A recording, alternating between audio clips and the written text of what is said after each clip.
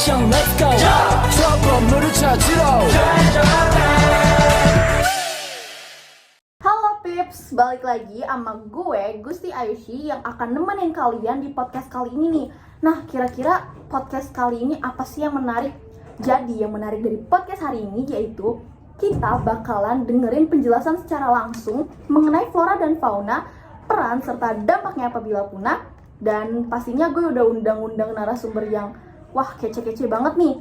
Yang pertama gue bakal ngebahas tentang flora, yaitu pohon bakau bersama Claudia dan Khalif. Boleh perkenalan dulu nggak Claudia dan Khalif? Halo.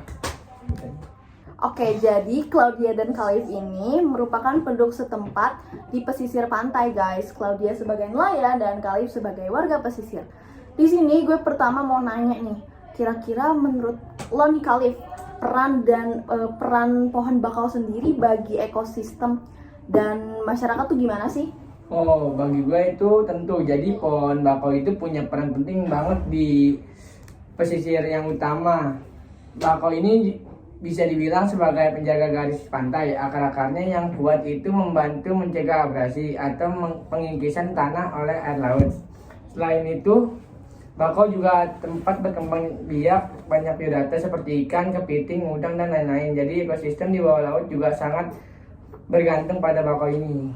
Wah, luar biasa ya guys, ternyata bakau bukan hanya di darat, tetapi juga kehadirannya penting juga nih di laut. Tadi yang kayak Khalif jelasin, di laut itu dia juga sebagai tempat habitat para biota laut. Nah, selanjutnya gue mau tanya nih, kira-kira apa sih dampak dan manfaat pohon bakau bagi keberlangsungan hidup masyarakat pesisir?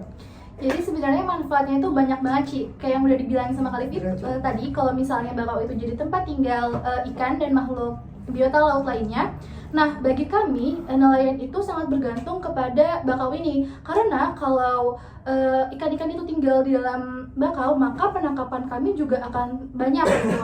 Dan bakau ini juga bisa dimanfaatkan sebagai obat-obat tradisional, makanan untuk bakau jenis-jenis tertentu. Terus juga bakau itu bisa menjaga kualitas air di pesisir pantai sendiri. Tuh kan guys, kita tahu manfaat si pohon bakau ini tuh banyak banget. Kayak tadi kalau di masyarakat itu dia bisa buat sebagai obat-obatan. Nah, pastinya kan kalau pohon bakau ini kehadirannya itu sedikit, pasti kan ada manfaat, ada dampak tersendirinya nih. Kira-kira gue mau tanya lagi nih ke kalian berdua, dampaknya tuh apa sih guys? Entah itu untuk ekosistem kah atau untuk masyarakat, dampak jika si pohon bakau ini punah deh. Dampaknya itu besar karena kalau misalnya bakau itu punah, abrasi di pantai itu bakal semakin parah. Jadi tanah-tanahnya itu tuh tanah pesisir itu bakal sedikit demi sedikit itu menghilang dan bisa membuat pemukiman kami itu jadi terancam gitu. Nah, belum lagi polusi akan makin parah karena tidak ada bakau yang menyaring limbah. Jadi efeknya bukan cuma ke ekosistem tapi juga langsung ke kehidupan kami. Nah guys, kalian udah tahu kan dampaknya tuh apa? Dampak secara langsungnya kalau di masyarakat itu kan tadi kayak yang udah Claudia jelasin. Kalau misalnya tentu kalau misalnya pohon bakau ini kehadirannya punah, pastinya para biota laut itu akan mengurang. Secara nggak langsung pasti pendapatan nelayan-nelayan di sana pastinya akan menurun. Dan kayak yang kalian bilang juga akan berdampak bagi polusi udara karena pohon bakau hilang untuk menyaring limbah itu sendiri. Oke, terima kasih banget nih buat Khalif dan Claudia atas penjelasannya yang bener-bener wah, gue nggak tahu kalau misalnya ternyata pohon bakau sepenting itu bagi dunia. Terima kasih buat Khalif dan Claudia udah mau diundang di podcast kali ini. Oke, selanjutnya itu ada sesi yang lebih keren lagi guys, lebih kece, lebih lebih keren banget, lebih amazing. Jadi gue mau ngundang beberapa narasumber lagi buat membahas mengenai fauna. Karena tadi kita udah bahas flora, sekarang kita mau ngebahas fauna. Fauna yang bakal gue bahas ini fauna yang bener-bener wah udah ikonik banget nih di Indonesia, udah cantik. Terus juga kayaknya kita belum tahu nih, banyak yang belum tahu apa sih manfaat dia lebih lanjut bagi ekosistem. Oke, di sini gue udah ngundang dua narasumber. Yang pertama ada Alana sebagai pengrajin seni dan juga Afdal sebagai zookeeper di Taman Safari Bogor. Wah, keren banget, dia udah jauh-jauh dari Bogor cuma buat datang ke podcast ini. Oke, yang pertama gue mau nanya dulu nih ke Afdal. Dal, kan burung merak nih terkenal banget nih sama kecantikan bulunya, terus juga keindahannya. Kira-kira ada nggak sih manfaat yang lebih lanjut keberadaan burung merak ini di ekosistem maupun masyarakat? Kalau di zookeeper sendiri deh, di kebun binatang. Nah, betul sekali, Ci. Burung merak ini memang dikenal karena bulunya yang indah. Tapi mereka juga memainkan peran penting dalam ekosistem. Di habitat aslinya, burung merak juga membantu untuk penyebaran biji-bijian. Mereka memakan berbagai jenis buah dan tanaman, lalu menyebarkan bijinya melalui kotoran. Mereka juga membantu menetralisikan serangga-serangga kecil agar di populasi di sungai itu terjangkut dari hama-hama. Oke, berarti banyak banget tuh guys, ternyata bagi ekosistem sendiri dia bisa menyebarkan biji-bijian sehingga pastinya lebih memudahkan ekosistem itu sendiri. Nah, kira-kira itu kan tadi yang secara keseluruhan di ekosistem. Kira-kira manfaat dia, burung merak kehadirannya di Taman Safari lo deh, Dal. Apaan sih manfaat dia di kebun binatang itu?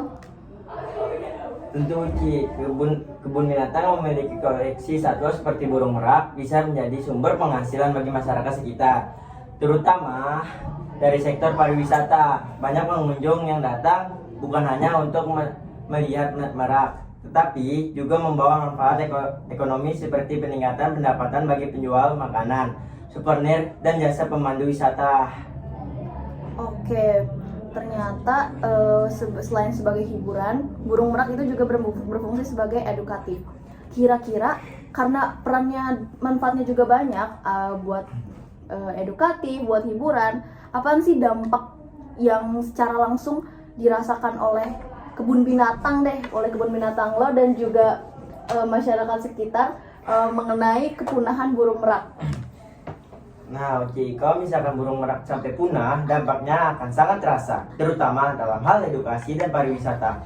Burung merak adalah salah satu hewan yang menjadi ikon kebun binatang. Jika mereka punah, kita kehilangan salah satu satwa yang paling diminati pengunjung. Dari sisi edukasi, kita juga kehilangan kesempatan untuk mengajarkan generasi muda tentang pentingnya satwa-satwa ini dan peran mereka dalam ekosistem. Selain itu, penurunan jumlah pengunjung karena hilangnya satwa favorit bisa berdampak pada ekonomi masyarakat sekitar. Dan dari perspektif konservasi, kehilangan merak akan mengurangi keragaman hayati di kebun binatang yang sebenarnya sangat penting untuk perlindungan satwa. Guys, oke, kita berarti udah tahu kalau misalnya dampak kepunahan burung merak sendiri akan bermanfaat bagi ekosistem apabila burung merak itu kan penting untuk regenerasi hutan yang seperti sudah dijelaskan oleh Afdal. Nah, pastinya dengan ketidakadaan burung merak akan mengurangi keanekaragaman hayati dan juga akan membuat ketidakseimbangan untuk rantai makanan. Terus seperti yang dibilang Afdal, karena burung merak juga bermanfaat sebagai perekonomian karena bulunya yang indah dan menjadi pusat perhatian masyarakat, pastinya tanpa keadaan burung merak akan terjadi penurunan ekonomi. Betul gak, Afdal? Betul, Ci. Oke, kayaknya cukup nih buat Afdal tentang pemahaman burung meraknya sebagai zookeeper di kebun binatang. Sekarang gue juga mau tanyain sama Alana nih secara langsung sebagai pengrajin seni yang pastinya banyak memanfaatkan burung merak. Secara nggak langsung burung merak ini berpengaruh nggak sih buat karya-karya lo? Iya, berpengaruh banget sih. Karena gue tuh sebagai pengrajin seni yang memanfaatkan bulu burung merak untuk membuat pakaian dan juga aksesoris. Nah, biasanya karya-karya gue ini dipakai buat acara adat, terus fashion show untuk anak-anak muda dan juga pertunjukan internasional. Keunikan dari bulu burung merak ini tuh emang unik banget ya dari segi warna dan juga pola. Nah, bulu merak ini juga punya sentuhan eksotis yang nggak ada di bahan-bahan lain. Wah, menarik banget guys. Ternyata burung merak itu bisa bermanfaat buat kalian yang mau belajar mengenai fashion. Terus kalau misalnya selain dari fashion, dampak peran besarnya dalam ekosistem tuh kayak gimana sih? Apa kurang lebih sama kayak Afdal? Iya, kurang lebih sama sih. Burung merak ini bukan cuma dari indahnya doang ya, tapi burung merak sendiri juga punya manfaat bagi ekosistem. Mereka ini membantu dalam penyebaran biji-bijian dari tumbuhan yang mereka makan, sehingga berperan penting dalam menjaga keseimbangan hutan yang mereka tinggali. Terus burung merak juga menjadi mangsa bagi para predator alami, jadi itu juga menjaga rantai makanan agar jalan tetap dengan baik. Jadi bisa dibilang burung merak ini memiliki peran vital kan dalam menjaga ekosistem masyarakat, keseimbangan ekosistem.